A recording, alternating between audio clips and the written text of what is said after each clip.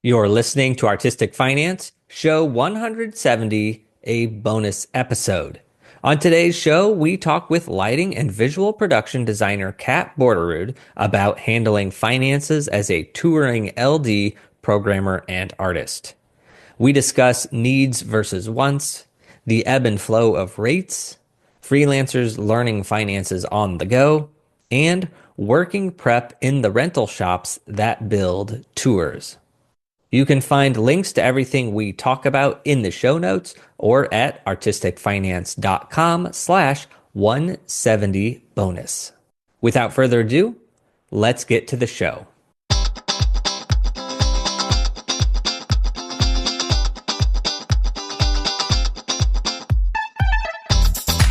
You are listening to Artistic Finance, where we help creatives learn about the business of show business.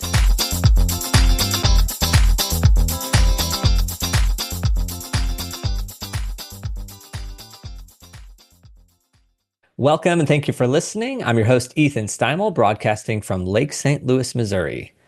And I'm Ellen Lampert-Gréaux, your co-host, creative director for LDI, calling in from the tropical island of St. Bart's.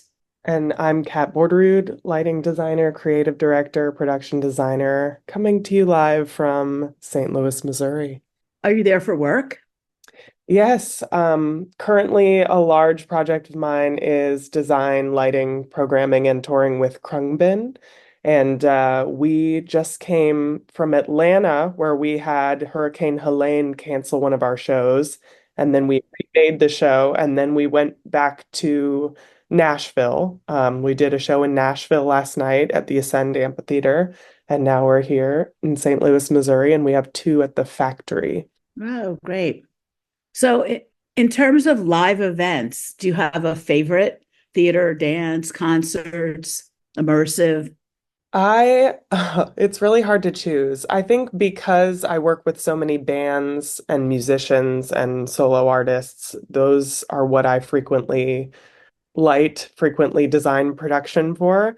But I have done an installation as well, and I really do enjoy things that stay in one place for a while or stay in a room that you can direct people to and it's on view. But yeah, I also love to light dance, and I would say this Krungbin production also is choreographed and has a lot of theatrical dance move kind of experience to it when you see the show. So maybe the mixing of the worlds in live music is one of my favorite, is where we get to experience a little bit of each thing in a concert tour. I really enjoy that. That's nice. Would you say you are good, bad, or neutral when it comes to money? I would say I'm pretty good with money. It's all a learning experience, especially for freelancers, and especially when you come on payroll or off of payroll, or you're invoicing or you're not. Yeah, I've learned a lot, but I think I'm pretty good with money to where it balances out in life. And I grew up in a family where we didn't let that be kind of the central stress of any of our lifestyle choices, I would say. So yeah, maybe good. I would say I'm good with money. Good But is good. Good is very good. I'm excited to talk more about it too, because I'm always interested in learning more. And also when I look at my own finances, I'm like, okay, what can I do better with? Like, what did pay off in the long term? What are the things that are short-term gratifications but still are, okay. Yeah, things like that. I'm always learning. Well, as a freelancer, how do you approach pricing for your work or your services? It's ebbing and flowing a lot too with who I work with, because I think maybe that's what keeps me busy, is the fact that sometimes I do gigs where the budget is there for me to maybe have the highest end of my rate, but then also I love working with bands that I love and that are my friends, and sometimes there's little to no budget, but I still would like to make their desires come true and collaborate with them. And so I think there is room for jobs where maybe you're at the lower end of your spectrum in rate, or you're doing things as a passion project, but then there are also yeah, being on a steady tour payroll or like getting an invoice for kind of a larger creative direction design where the budget was there from the get-go. I've been very fortunate, I think, to experience both and look at how much energy I give to both as well. So yeah, it definitely it definitely is day to day because it's nice to be on a payroll where you know a paycheck is coming, you're on the job, you have already signed on to something, but then, invoicing and waiting for the invoice or like following up, those are always things that you kind of just have to learn to do in this industry and be mindful of where every project is. And those are things that I think I'm ongoing experiencing the freelance gig or the payroll gig, and then the balance of both to, cover all the financial needs and wants, I guess, that my life has right now. Have you come across like red flags in terms of don't work for them or don't expect them to pay you for another 3 months or things that have come up? You go, I'm not sure I want to do that again. Yeah, and sometimes I'm surprised when there's a lot of energy in something at first, and then you follow up about money and it's like taboo. Whereas I believe even when I ask for help from friends, I'm like, I Venmo people, I don't know. I feel like the energy that you give and like and with money too, like what you believe people deserve to be paid for, even if it's like just an agreement, I think it's good to hold that and hold to that. And I think there have been times too when maybe I've asked for more and like received pushback, and then I understand it's like, okay, they wanted this number and this number only, and that's what they could do, or I should have advocated for more at first. Yeah, other times when you're just like, okay, maybe maybe this job isn't for me because we're not coming to an agreement, or the agreement is taking longer, or I have to, follow up. But some of those things it's just about waiting for also and being intentional, like, hey, we agreed on this, things like that. It's just like a lot of learning experiences, especially with how much work there is now and how much need for lighting there is in live music, or need for tour LD, or need for production. It's been more than ever that I've experienced. So, what would you say is the biggest financial lesson you've learned so far? Oh, that's a big one. Okay, so recently I decided to pay for a mortgage instead of rent.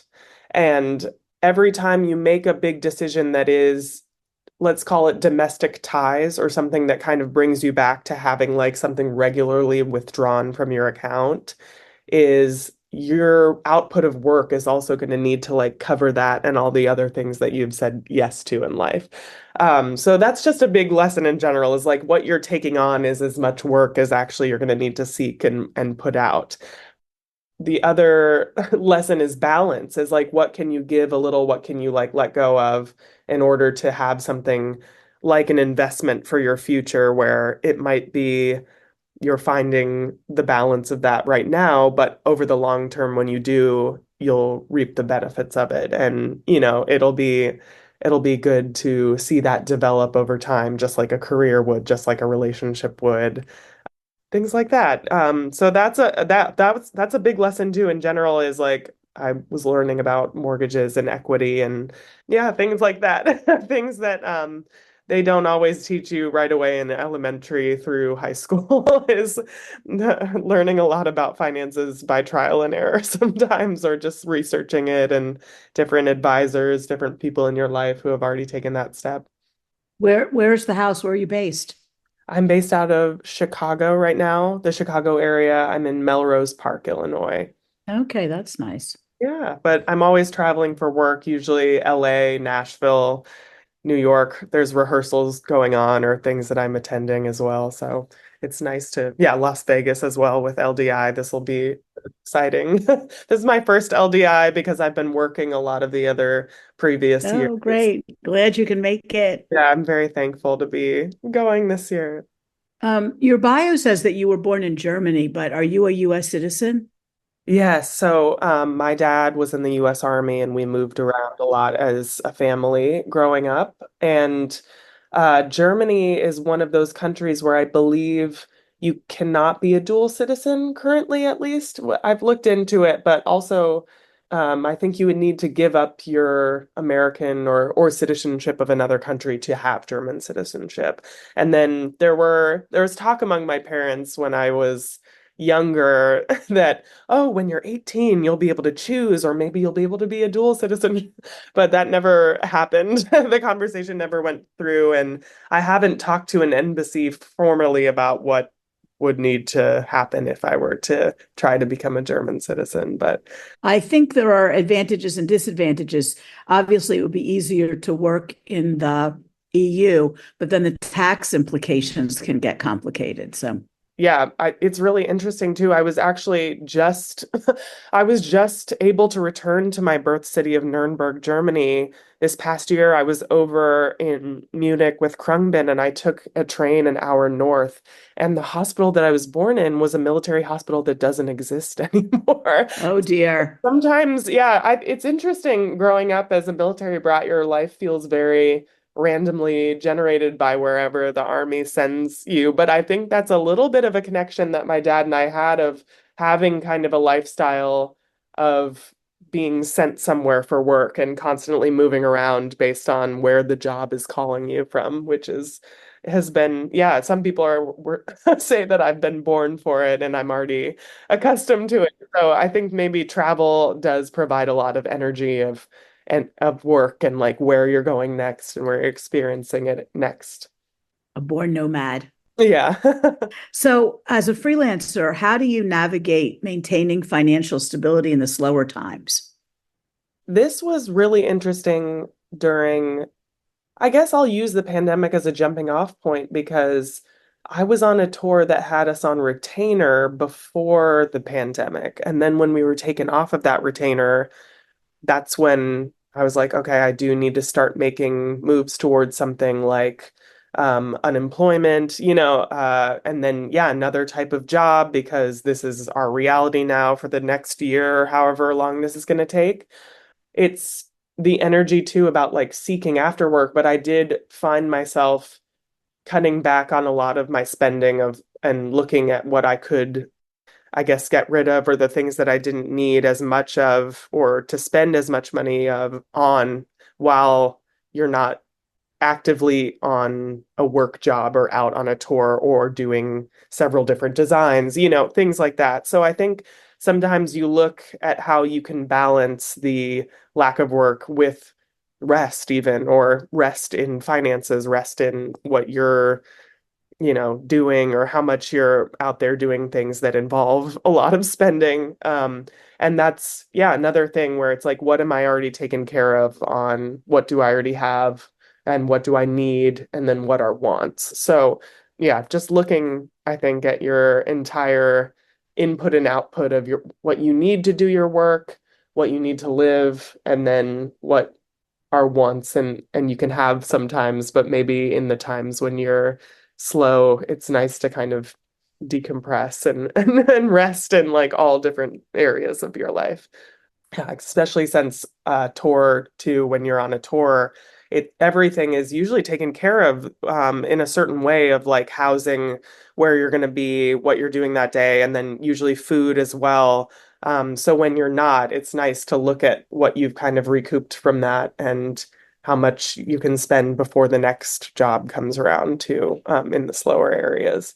Yeah, it's definitely something where I've sought out advice and I'm always interested in how other people take that too. And if they purposefully take time off and say no instead of reaching maybe a point of burnout, it's fascinating to see what works for different styles of people in our industry. A lot of what I do is kind of look at my year. I do my own taxes. I kind of look at how much I've also spent on just being at the job, being at the rehearsals, and then you're able to kind of look at what are the other things that you've just spent for pleasure or maybe research or things like that. Yeah, it's nice at the end of the year when you see everything that you've spent and you're like, okay, maybe I know how to set myself up better for the next year. What about retirement? Have you started thinking about that? I do not currently have a 401k or a Roth IRA. I have thought about it because I have friends who have thought about it, and there's also different unions or group funds for freelancers in different cities and things like that. I think maybe my house was a maybe real estate was part of me also thinking in the long term of something that can make money. That maybe was a first step in terms of something like a liquid asset or an asset that grows over time. But I am always talking to friends of mine about what they have savings or bonds or accounts in. And yeah, I'm exploring it. But yeah, I would say the first step was something like equity in a house. So are there like software programs or any tools or resources you use to keep a budget? Yeah, I right now I do a lot of my stuff in just Excel spreadsheets and Dropbox. And also, I have a really good accountant in New York, which is great. And then I use another app called Rocket Money as well. So it's really great about exporting spreadsheets of, and like it's tied to your bank account. So you can like look at each transaction and label it and compartmentalize it. But yeah, those are the things that I've been using in the past couple of years. And then I usually take a lot of time to go through my taxes with my accountant, and they're really great. They are based out of New York and they deal with a lot of freelancers, which is really helpful. Yeah, the accountants that know the industry are really, really worth their weight in gold. Yeah. How has networking and relationship building helped you with your financial and career growth? Career growth, 100%. Relationships and learning from other creatives, other production individuals, other workers, has like, yeah, other LDs, other designers, people who have given me opportunities. It's like that's everything. And so that's what I'm trying to do too. That's what I'm speaking about at LDI is growing the culture of women and non-men in lighting, which I consciously tried to do as well as a designer, always trying to see who wants to grow and who needs the work and who also has the desire to learn and to, yeah, take on projects, take on tours, take on show files and programming and things that I wanted to take on. And I'm very thankful that I have. It's done everything for my career. So I believe this is a career of networking and saying yes to things and showing up and connections. But yeah, I think financially I still like also use a lot of family advice of like of how they've dealt with their finances or their yeah, spending versus their earnings.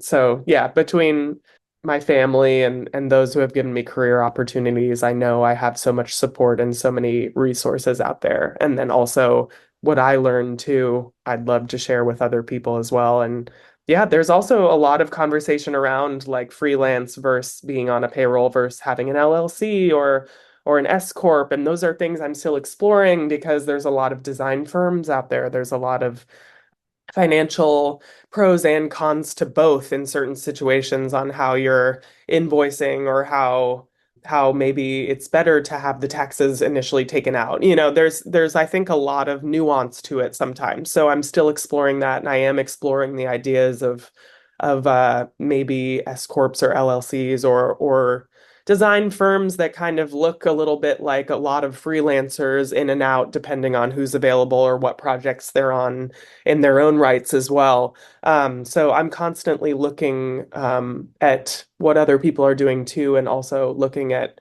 what works in some scenarios, but not 100% of the time.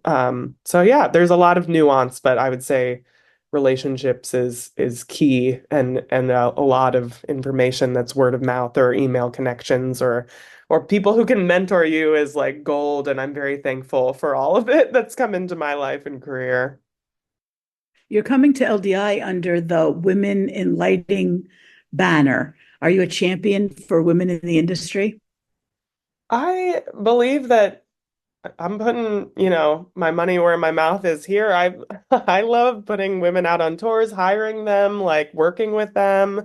I'm on a tour right now where we have a lot of women and non-men on the crew. There's a great balance to it.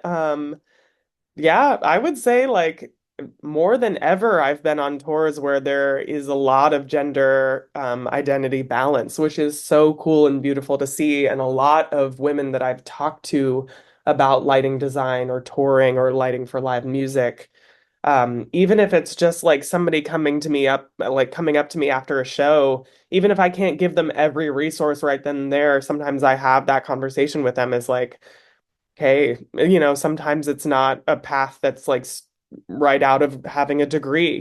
Sometimes you have to really get into different places that would maybe consider a step back after having like the highest education of a master's degree or like a job that maybe requires more of your energy than you thought. I don't know. I like to have those conversations too, because those who really want it, I end up forming relationships with and like mentoring and like, yeah, putting them out on gigs once they've done a lot of the work in their own right too, of learning what they need to learn or taking my advice or things like that. And then you're able to really see people grow in their careers and like use your career growth to also pull them up in the same way people have done for you. So I think this is like why I'm excited to speak on it, because I think it's been a lot of my world and a lot of like the women I've worked with and have been able to put onto tours or give work to, in the same way that other people have given to me. It's like really exciting to see. And it's really exciting to see women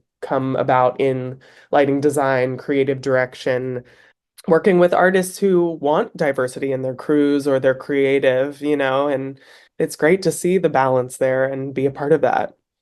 Yeah, so it's a far cry from the old days when if there was a woman lighting designer, she was probably the only female on the tour. And some tell stories of getting to the venue and the guys will say, yeah, well, we'll wait till the lighting designer gets here before we listen to you. So I think we have come a long way.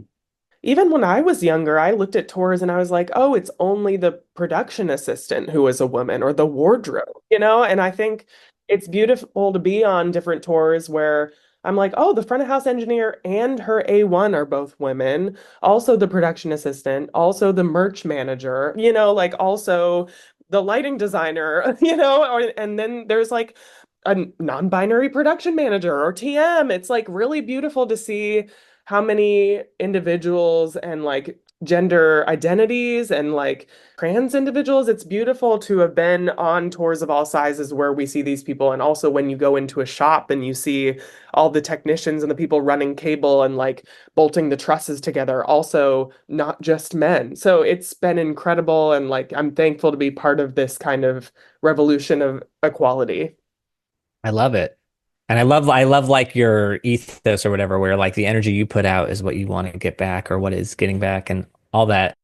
I know you're going to talk and do great things, but is there anything you're looking forward to there or in Vegas or something on a personal level that you're wanting to do?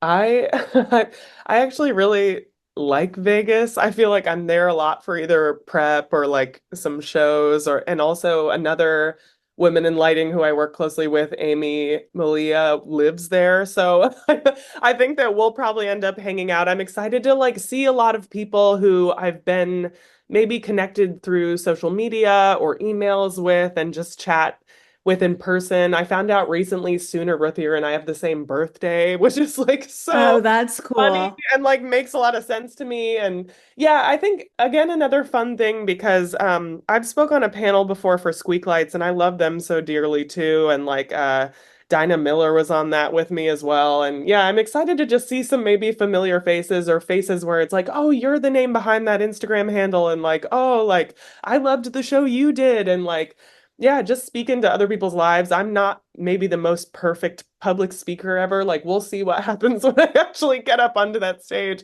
But I'm really excited to just like be a part of it finally because I think we all have been working so much. I'm recommending people for tours too, and I'm like, man, everyone is booked and busy. And I think maybe at LDI, another thing I'm looking forward to is seeing who else is like, hey, I would love to work with you. And like, I haven't, if you ever need anyone on a tour with your designs, I'm excited to see like who else I can work with and other like women in lighting who are interested and maybe want to take that next step. And I even kind of had an epiphany today of like, if I'm able to make the presentation there, I'd love to highlight a lot of the women out and non-men out there already who are like who would like to be considered for your tours or for like your interview for an artist for their design or for, their lighting director position, or even like this Hurricane Helene even had an impact on the shows that we had in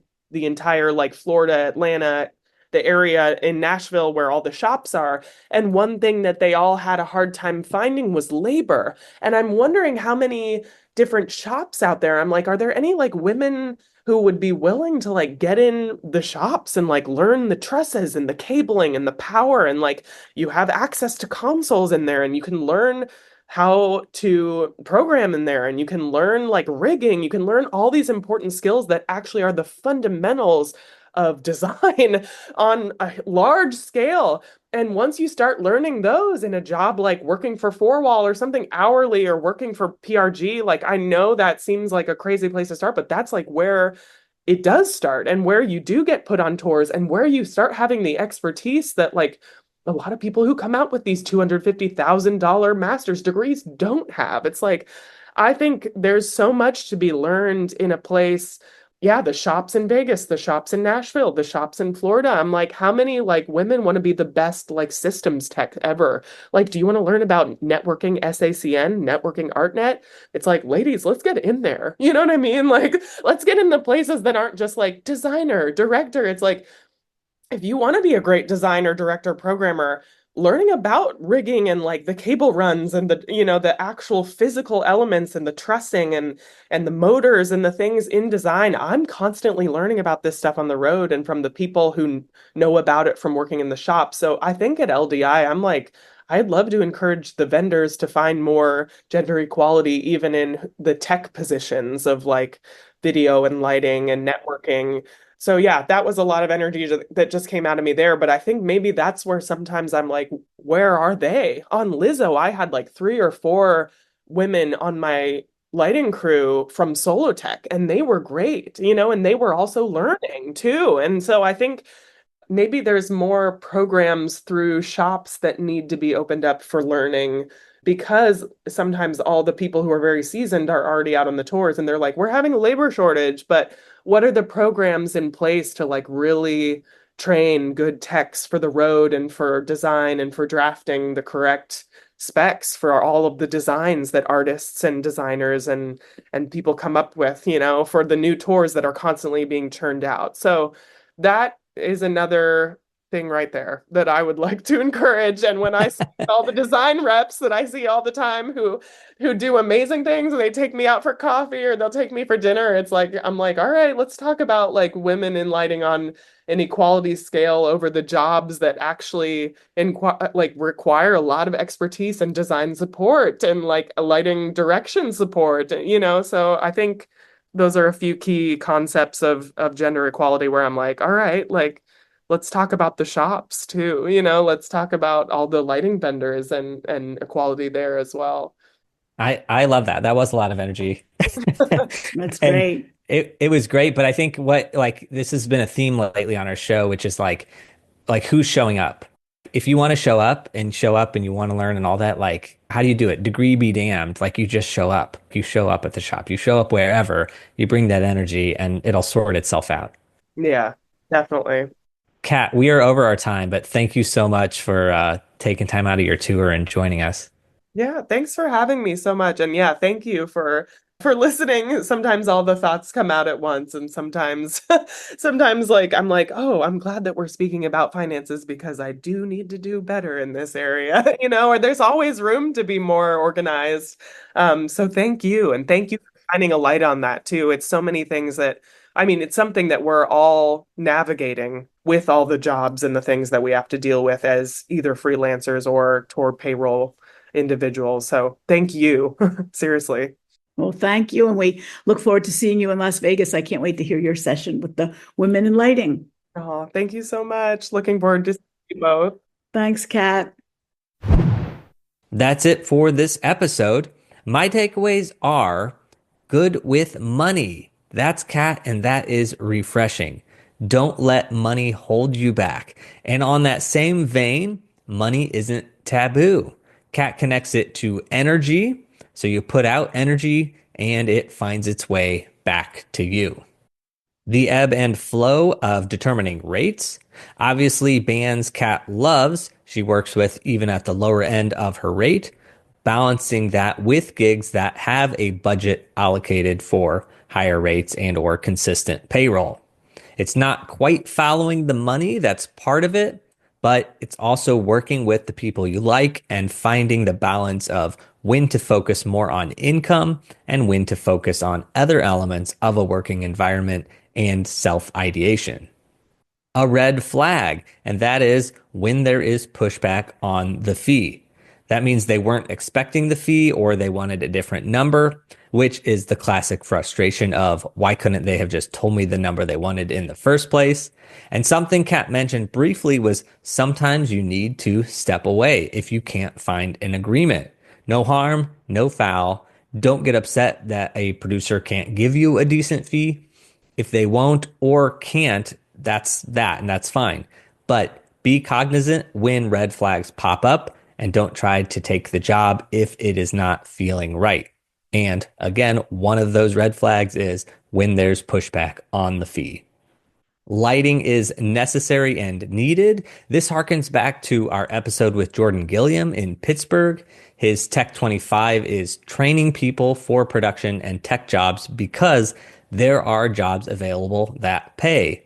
And on this show, we focus a lot on theater jobs where budgets are small, but the live events industry as a whole has good paying jobs for people wanting to show up and do the work. Particularly for people entering the industry, how do you start? You find a job and you do it. And it might not be what you were expecting to do, but there are so many niche jobs that you can start with and just see where it takes you. Waiting for the invoice and following up are always things you need to be tracking. I like Kat's take of that's just how it is, and you have to do that as a freelancer. Speaking of, I lit a show at Silver Dollar City Theme Park last week, and I need to send them an invoice. They aren't keeping tabs on me, and nobody else is keeping tabs on me, so I've got to go do that after I record this. Taking on a mortgage. The output of work has to match that financial obligation. I love that. Because often on this show, we talk about keeping overhead low, like when we talked with Roma Flowers, who discussed the lean times. What I love about Kat is the view that now we have committed to this mortgage lifestyle, we're going to have to work to keep up with it. Balance. What can you let go of now for an investment in the future? It ties into Kat's philosophy of money as energy. So what part of your paycheck can you take as investment energy and put it toward retirement or toward an asset that's going to help bring more income later? Kat was a military brat. That lifestyle fit right into a lighting designer gig and traveling nomadic life. I know a lot of military brats that settle down, but I love that Kat kept that nomadic life going into her own career. Slow times. Find areas that can be cut back on, aka look at what is a want versus a need.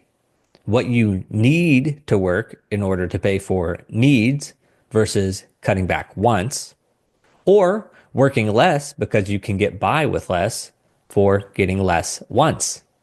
A little confusing, but I love the options Kat included. Not saying one way is better or worse, but just saying balance it all how you need to. Different people burn out at different rates. What is the balance?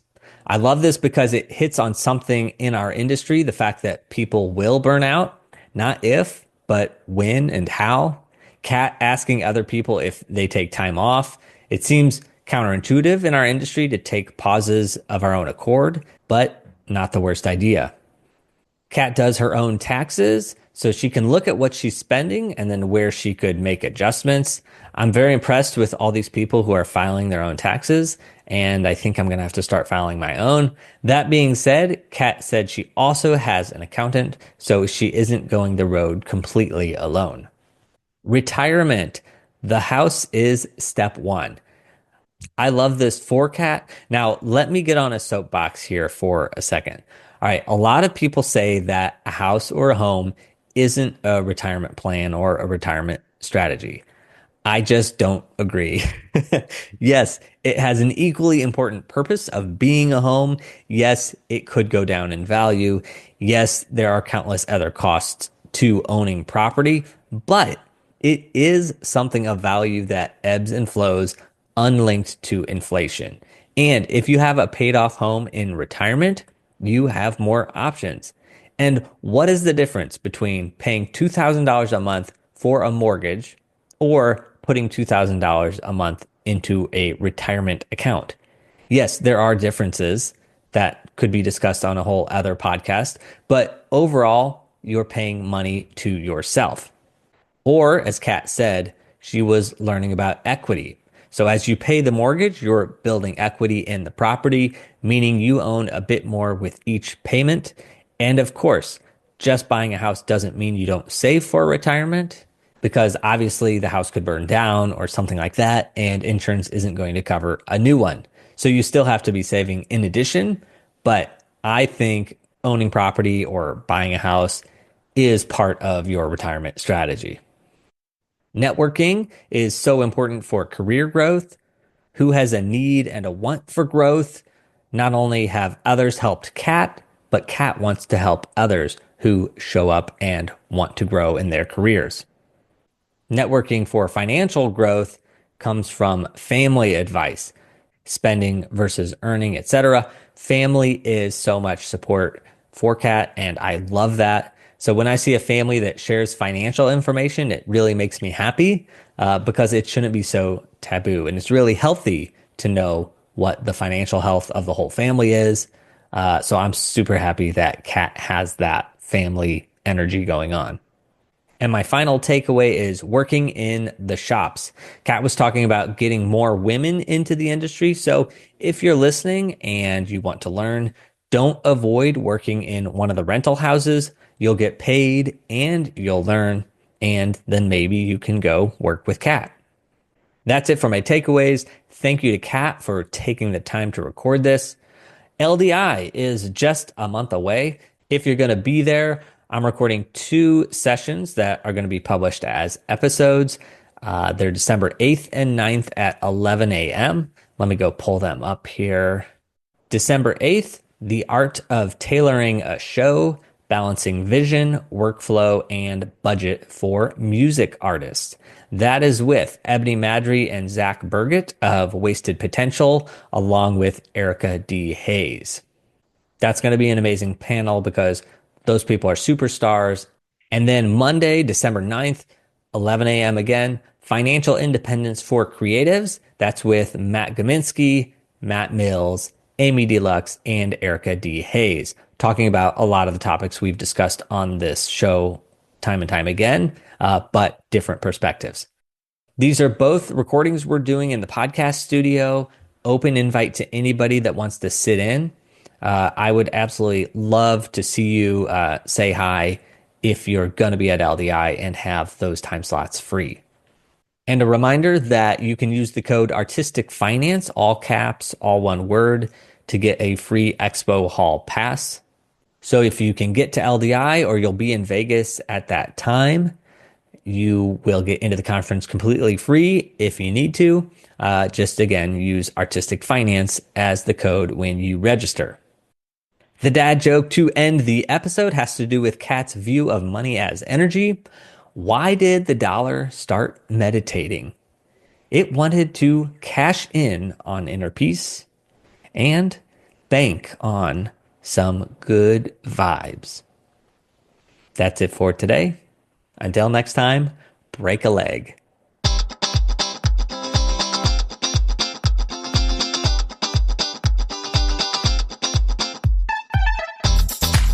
Thank you for listening to Artistic Finance, where we interview successful artists, leaders, and investors to help educate and inspire the creative community.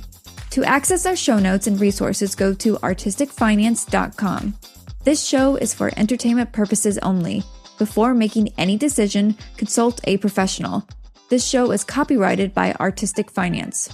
Written permission must be granted before syndication or rebroadcasting.